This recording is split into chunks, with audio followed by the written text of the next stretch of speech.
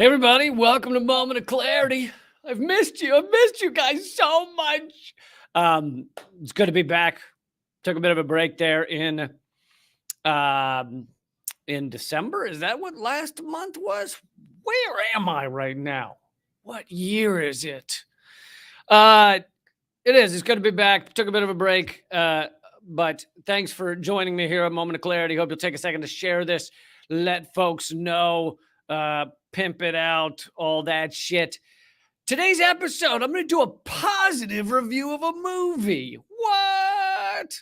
Not only are almost all reviews of movies generally negative because it's a lot more fun to be negative and you can be a lot more creative and it's just fun to be mean. It's just a good time to be mean, right? That's basically what's holding society together these days is just our shared love of hating other people. That's why we're here. Hey, the Elka Marie, thanks for joining me. And hey to everybody else. And if you're not, by the way, all the donations on YouTube Super Chat go to people who are struggling. And if you're not watching this live, you can also donate on Venmo at Lee Camp. It all goes to people who are struggling. So, we talk more about that on other episodes. So, yes, that's where those donations go, if you were wondering. But yes, I want to talk about Don't Look Up, the new movie on Netflix. It's become a bit of a hit, and it's by my friend and yours, Adam McKay. Adam McKay, fan of Redacted Tonight. That's why I like him. If anybody's a fan of my stuff, then I just love them all together. They could kill babies, and I'd be like, you know what? That guy's misunderstood. Really, they could be just collecting puppy heads on like a necklace around their neck, and I'd be like, listen, you're just judging him out of context. Did you even ask him what the puppies did to him? As long as they like Redacted Tonight, I'm cool with it. Adam McKay has been on Redacted Tonight. I interviewed him a few years back. In a few weeks from now, I may do an episode of VIP where I talk about Don't Look Up and play some clips from Adam McKay. But right now, I just wanted to talk about the movie and give a positive review. I think it's the best satire that's probably been done about our society in years. Definitely recent years. And I recommend highly that everybody check it. Like I said, check it out. Like I said, it's on Netflix. I'm going to do my best to not give any major spoilers. There'll definitely be some like smaller spoilers in this analysis. But you know, spoiler implies that the movie's going to suck if you hear a couple of details. It won't. It'll be equally excellent if you hear a few details that you didn't know otherwise. So honestly, I don't think you need to turn this off just because you haven't yet seen it. I think you will only get an added experience. The film, for those who are asking, is Don't Look Up. And yes, someone else mentioned David Sirota. At the end, it says story by David Sirota. So I think, you know, although I have some, you know, I've had some meetings in Hollywood. I've met some bigwigs in Hollywood. You know, I have a bit of a connection there, me and Hollywood. I don't work on films, so I don't know exactly how much detail you have to give to be the story by credit, but David Sirota obviously came to Adam McKay with the bullet points of this story, and then was written by Adam McKay, and maybe David Sirota threw in some extra there as well. But Adam McKay was also the director. So I think this is largely done by Adam McKay. Fan of Redacted Tonight. Did I mention that? Been on Redacted Tonight. Did I mention that? And yeah, he just loves Redacted. I'd like to talk about this for a while longer, how Adam McKay loves Redacted Tonight. But anyway, I want to get to far more important, the plot points of this. And I have heard a little criticism, which I'll get to that as well. But Don't Look Up. The premise is that it stars Leonardo DiCaprio, Jennifer Lawrence, all those other people, Meryl Streep. It's got them all in there. All those people, you know, Jonah Hill. And the premise is that an asteroid, a comet, technically, is coming at the Earth, and they spot it about 6 months before it's going to hit. And Jennifer Lawrence and Leonardo DiCaprio are the scientists running around telling everybody this is going to happen. And they meet with Meryl Streep as president, and she plays a bit of a Trump-type president. However, obviously, she looks more like Hillary Clinton. And while I think some people will do the Rorschach thing and they'll go, well, obviously she's meant to be like Trump and she's an idiot because she's Trump. No, I think she's both political parties. Because like I said, Adam McKay, pretty savvy on politics. And I think he gets that our system is fucked on both sides. And so I think he intended for that president, it's President Orlean in the movie, to represent both the Democrats and the Republicans. Really, it's both parties. And I'm sure there are some liberals out there who like, clearly it shows how Trump is anti-science. But no, I think his point was our society is anti-science and is not doing the things that need to be done to save us. The comment largely represents climate change, I'd say. Some may say it just represents anything that's threatening our society, but I'd say it just takes climate change, which is killing our planet or killing the ability of humans to live on the planet. The planet's going to be fine. The humans will be fucked. It's taking that and it's shrinking the time scale down from, let's say 20 years. They're shrinking it down to 6 months is basically why they made it an asteroid comet that's going to hit the planet. I think that's the main reason he did it. And the scientists are running around trying to tell people. Meryl Streep, who has her son as her chief of staff, which I think is a hint at, the Trumps. But then again, Hillary Clinton herself is Bill Clinton's wife, right? So the nepotism is not just the Trumps, right? But the Meryl Streep, at first she puts it off and she says, midterms are coming up. We can't do anything about this now. And Jennifer Lawrence and Leonardo DiCaprio are like, we're all going to die. It doesn't really matter if the fucking midterms are coming up. But there's so many other things, and I'm not going to give every plot point because that'd be fucking boring. Go watch the movie. But there's a lot of things in the movie that are kind of just little moments that are brilliant critiques of the idiocy in our society, the society of spectacle that we and capitalism have created that forces consumerism and just this garbage to take up all of the bandwidth, all of our brain waves, all of the fucking media. There's critiques of how our media has become just celebrity bullshit. There's critiques of how a lot of our media, some of it is just an outrage machine. But, considering I peddle in outrage, I think there's some things we should fucking be outraged about. Like in the movie, outraged about the fact that a comet is going to hit Earth and they're doing nothing about it. But it also mocks and does a great job of satirizing the media that is not the outrage machine, that is more of the we're fun-loving morning show kind of guys. Like, recently I was listening to, local, it was like local NPR type shit here in Washington, D.C. And the guy goes, weather for this week is going to be in the 60s. This was in December. He goes, they should start calling December October. And it's like, this isn't funny. This is fucking scary. Like, it's going to be in the 70s in October, and then a week later, you're going to have a foot of snow, and it's going to be in the 30s, a pivot of 40 degrees in a couple of days. Like, this isn't fun-loving, hey, good times. But that's what a lot of our media, not all of it, a lot of our media is doing, is just like, listen, we want to keep things upbeat here. People tune into the morning shows to hear things good. They want to have a chuckle. They want to have a good time. They don't want to hear about how stuff sucks and how our air is getting filled with pollution and our water is fucking lead-based now and how all their kids are dumb. They want to hear good time stuff. So they do a great job of mocking that as well. They also do a brilliant job of mocking, satirizing the takeover of our country and our government by tech companies. They like the big tech that we worship are these fucking sociopathic. And by the way, they actually use that word at one point. Leonardo DiCaprio screams into the camera, these are fucking sociopaths. Big tech, these billionaires and Bezos, Elon Musk, etc., Zuckerberg, they're all sociopaths, billionaire sociopaths who think that they control all of society, that whatever's best for them is best for everyone, and that they are just going to run things, and largely they do.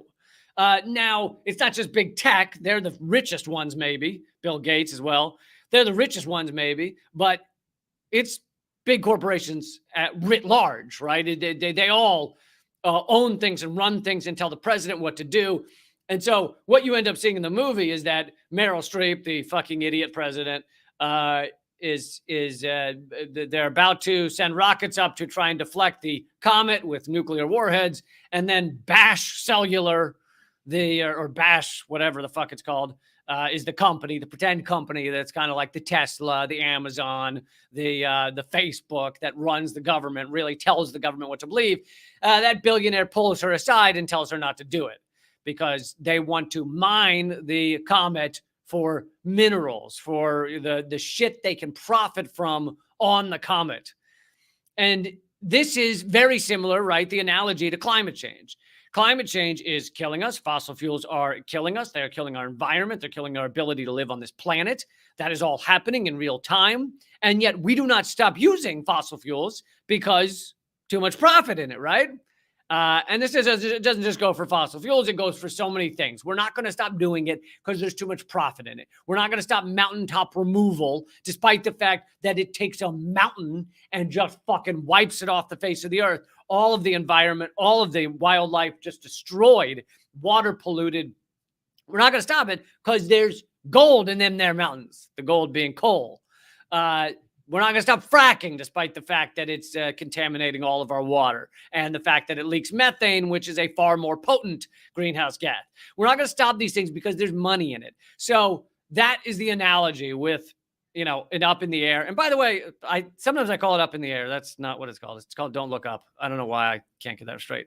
But Don't Look Up, for those, because I haven't mentioned this, and for those who don't know Adam McKay, this is a comedy.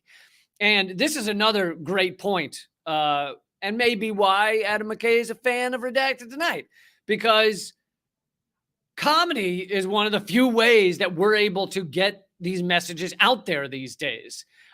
You could not make a movie like Don't Look Up. I mean, you could make it, but it wouldn't be popular. A movie like Don't Look Up if it wasn't funny. Now, you can argue about whether it's the funniest movie ever made or it's only an average comedy or whatever the fuck. It doesn't really matter. You could say, it was okay. It was okay funny.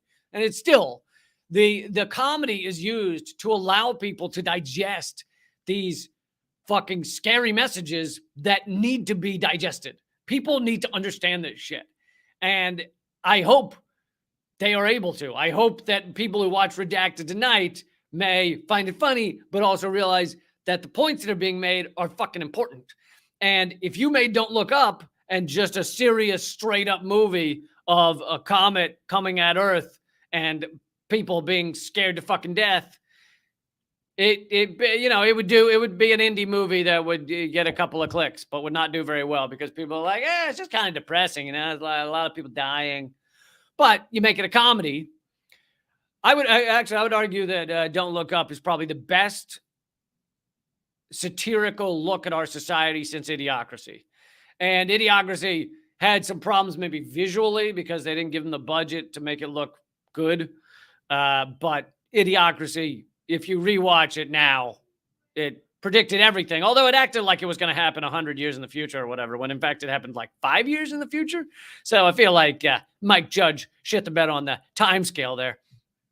But so another aspect that is brilliantly satirized, I mean, the inaction of our government, the fucking failure, the anti-science shit.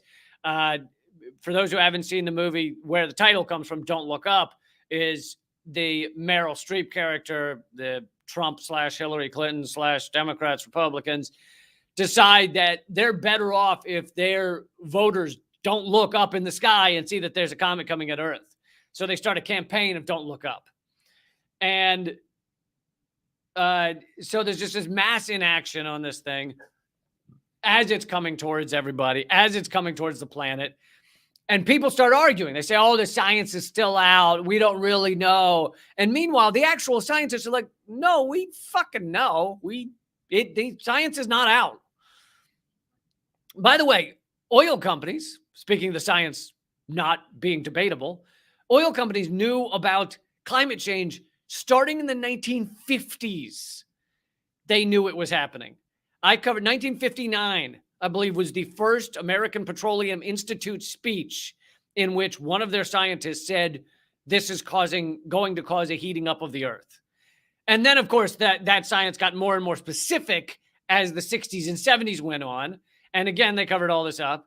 But we now have the papers. We have the documents, as fucking Alex Jones would say, except he'd be lying. We literally have the documents showing that internally, the American Petroleum Institute, ExxonMobil, et cetera, internally, their scientists were going, oh, yeah, the Earth's heating up. Yeah, we can see it. We can see it in ice cores. We can see it in the air. We can see it. It's predictable. They fucking knew. And we have the documents now. And I did a whole episode of Redacted, a whole 10 minutes, 20 minutes on Redacted on this. And it's very similar. What they did with climate change is they just sowed that doubt, right? They just fed it out into the public and little, who really knows what's going on with the environment? Oh, maybe it's heating up, maybe it's not. They just plant those seeds of doubt, and they get it on plenty of media, our mainstream. By the way, you had Fox News planning the climate change is a hoax, all through the 90s, all through the early 2000s. I don't know. Maybe they still do it now. I don't know. But so you have them doing that. The number one watched news channel is doing that, saying climate change, ridiculous. But then you equally indictable, equally fucking pathetic, equally fucking corrupt is CNN, NPR, MSNBC, CBS, ABC, BBC, CBC, all of the initials, all of them not talking about climate change almost fucking at all. And we're talking like 2 years ago, Meet the Press, the prime show for NBC for 30 or 40 fucking years, had like 2 mentions of climate change the entire year. MSNBC recently covered Jeff Bezos going into space for 1 minute.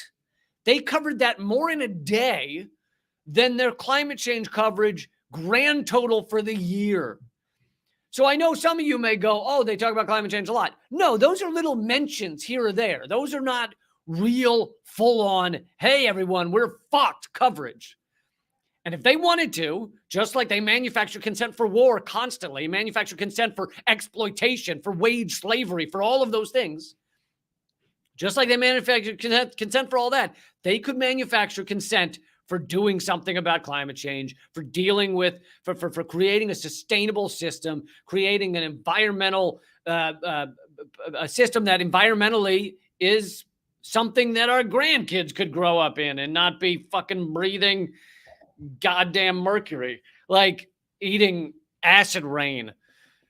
They could do that, but they don't. So don't let them off the hook. Don't go, oh, Fox News lied to us. No, they all, by not mentioning climate change, they've all fucking lied to us for years and years and years and years. So anyway, they in Don't Look Up, they brilliantly satirize inaction, anti-science belief. They, like I already said, they satirize the profit motive, the idea of allowing people to die in order to exploit, rare minerals, shit like that. They also have these brief moments where, like, they satirize our cell phones that are watching us at all times. So he's kind of a Steve Jobs type character because he goes out in one of those presentations to show the new phone off. And he goes out on the stage and he says, these phones now they can read my pulse and my biometrics, and they know exactly how I feel at all times based on my heart rate and everything else, all the other biometrics. And so they can know, and then it shows up on the screen, it shows his biometrics, and it goes, you are feeling sad. And then to adjust for the fact that he feels sad, it shows him a video of a puppy riding on the back of a rooster. And of course, the idea is that your phone knows all that shit about you, A, and is like, oh, you're feeling a little depressed, and then thinks the solution is to just show you some fucking stupid kitten video. It's like, here, look at this kitten video, and you'll forget the reality in which you live that has made you sad. So it's satirizing both things. The idea that, look, we don't have to actually change our environment, change the way we live, change the way we exist. Instead, Just watch a fucking kitten video and everything's fine. That's all it'll take. It doesn't matter if you go and work at a wage slave job that you fucking hate for your entire life, 8 hours a day. When you come home, you watch 3 kitten videos, all as well, right? That's all it takes. I mean, how is that any different than living in the goddamn Matrix where you're being juiced? Where they got you in the pink pods and you're being juiced. What's the difference? You're juiced for 8 hours a day, and then you come home and you watch a kitten video in order to make you think everything's cool. But also the fact that this phone is monitoring your biometrics at all times, which, by the way, we're basically there, right? I mean, that's what Fitbits and Apple Watches can monitor your heartbeat and all this shit. And they're sharing all this information with these corporations. It's fucking horrifying on so many levels. Now, that doesn't mean that biometrics couldn't be used for good. They could be used to help people not get sick and things like that. But it shouldn't be done through some kind of fucking awful, corrupt, profit over all else corporation. But of course, that is how capitalism is set up. The corporations will own all. If they don't initially, they will eventually. That's how it works. So again, brilliant satirization of what's going on with our phones. There's also a moment that I love where I'm not going to give all the details, but they're watching TV and the Ariana Grande character. Wait a second. Let's see if we can get this going again. Looked like it cut off for a second. All right. Well, let me know in the comments if you can't hear me or anything. Don't know why that cut off. But the celebrity character is on TV and says she broke up with her boyfriend, and then they show the people watching the TV and they go, "Oh my God, she broke up with her boyfriend," and then they all get alerts on their phone, and then one of them goes, "Hey, my phone just bought her new single. Why did it do that? I didn't tell it to do." And I love that part, because that is what we're nearly getting to, that point where the phone just decides that you should buy some new music that you know nothing about. It's just like, nah, you want this. You know what? I'll buy it for you. I got this. You take a break. I'll fucking order you this song and you'll pay for it. I mean, that's what the point we're getting to. Let's see. I'm going to get to one of the criticisms here in a second. I'm trying to think what else. It satirizes the military-industrial complex that is made to look like a fucking, idiot goon. Someone again is asking the name of the movie. Don't Look Up. Don't Look Up is the name of the movie. It's on Netflix. It's by Adam McKay, who's a fan of Redacted Tonight and has been on Redacted Tonight. Did I mention that already? I think I mentioned that. So another moment that I just think I should point out is when Leonardo DiCaprio, as this comet is bearing down on Earth, he says something like, paraphrase, says something like, "We really had it all, didn't we?" And that moment is it's a gripping moment, because he's reminding us that in the scope of things, we're this pale blue dot, right? Carl Sagan said, pale blue dot, tiny grain of dust in a fucking massive, endless nothingness. And we are that pale blue dot of life in a livable, beautiful planet with all of the food. Like, everyone could be fed, clothed, housed. It's all here. The raw resources are all here. We've decided to create an economic system that puts 90% of those resources in the hands of a tiny number of individuals and fucks everyone else. And that is the system we've decided to create, and it's destroying this planet. And so we had it all, is what DiCaprio says, and it's true for right now. Now, luckily, it's not a comet bearing down on us. It is climate change and other environmental destruction, such as deforestation, etc., bearing down on us. So it's a slightly slower death. But right now, for a little while longer, we have it all. We have a system that supports us. We have a fucking beautiful environment and people and everything.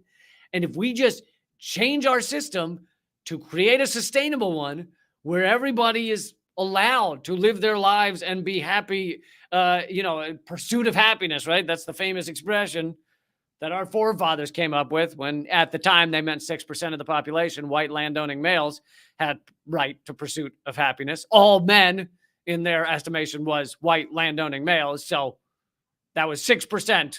The all men they reference is 6% of the population at the time. But that is bearing down on us in a slightly slower time scale than a comet. And right now we still kind of have it all. But we got to change. And are we going to make those changes, or are we going to keep doing anti-science bullshit? Are we going to keep up with this capitalist garbage where everybody just has to fucking fight tooth and nail, destroy each other, destroy our environment in order to live our best lives? Is that what we're going to do? Because that seems to be the way we're heading, which I think is the point of the movie.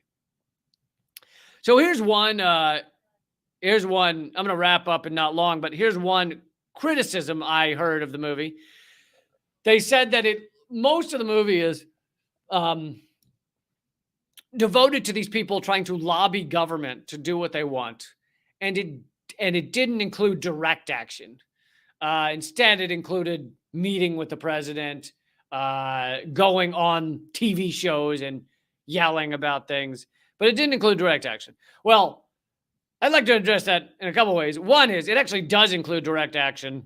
It's just a tiny little few clips, so I wouldn't say it's a lot. But the head of the NASA planetary research or defense, he ends up being brought over to our government's not doing shit side, so the side that are kind of the dissidents in the movie. And it shows him getting arrested by fucking riotous cops. It shows him getting arrested as he's protesting, as he's part of the protesters demanding that we stop the comet and that Bash, the name of the company is Bash Cellular or whatever. Bash is trying to kill us all in order to profit. So you see him actually getting led away by police for speaking out against this. You also see whistleblowers. You see Jennifer Lawrence and DiCaprio become whistleblowers and end up with bags over their heads for speaking out. They're kidnapped by the FBI, which is a reference to what our CIA did many times, extraordinary rendition. So those who say there's no reference to direct action, there is. But I also would like to point out that part of the other reason that a lot of this has to do with lobbying government is because if you were talking about a comet, which is the story of the movie, unfortunately, an activist can't, at this time, very easily build our own nuclear bombs and launch a rocket to a comet and try and change the trajectory using nukes. Like, currently, in our current world, you would need a government to kind of do that. So, unfortunately, you have to lobby the government in that cause. Now, the lobbying can be done via direct action, via interrupting business as usual, which is what you see in that montage that I just referenced, where people are getting arrested. So I get that people might want, 20 minutes devoted to direct action or something out of this 2-hour movie, but I'd say that it was satirizing a lot of our society all within a tiny amount of time, and I don't think it could really spend 20 minutes on covering direct action. Anyway,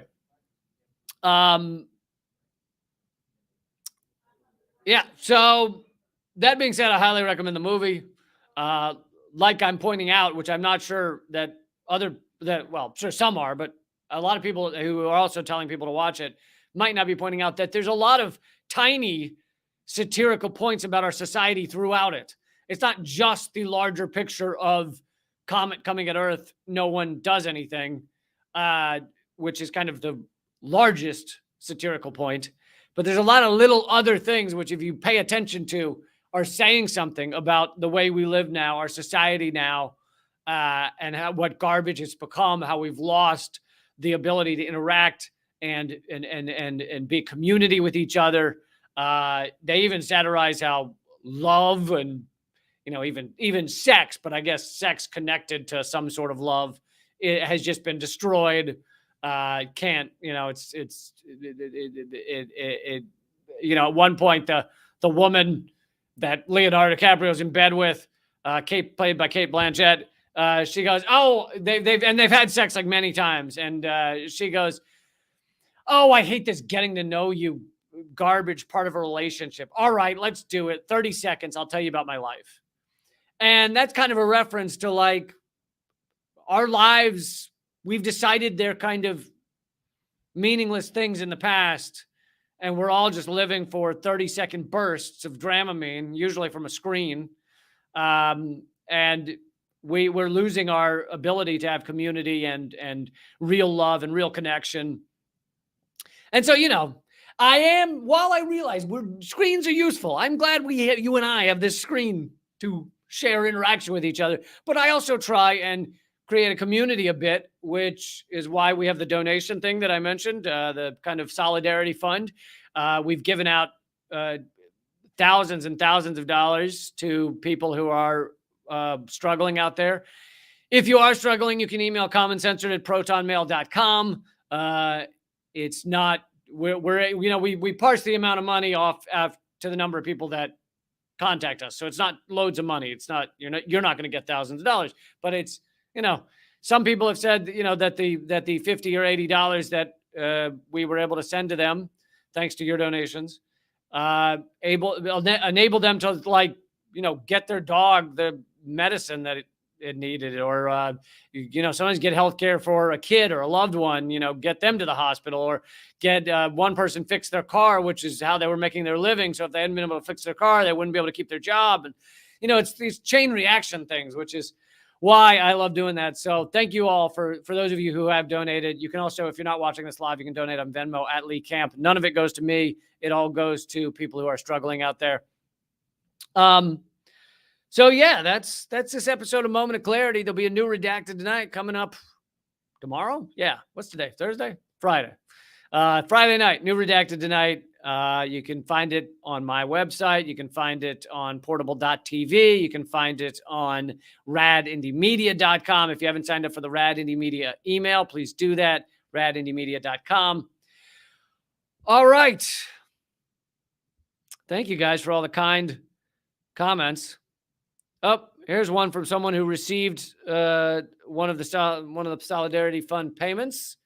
I'm not going to try and pronounce that name because I'm going to get it terribly wrong. But they said, "Thank you for the donation, Lee. I was able to pay a utility bill. Bless you and Eleanor." Very kind of you to say, but really it's bless all of you guys, or thank all of you guys for making those donations.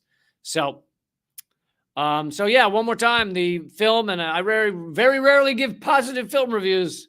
It's called Don't Look Up on Netflix. Highly recommend you watch it. Let me know what you think. And check out Redacted Tonight tomorrow. Keep fighting.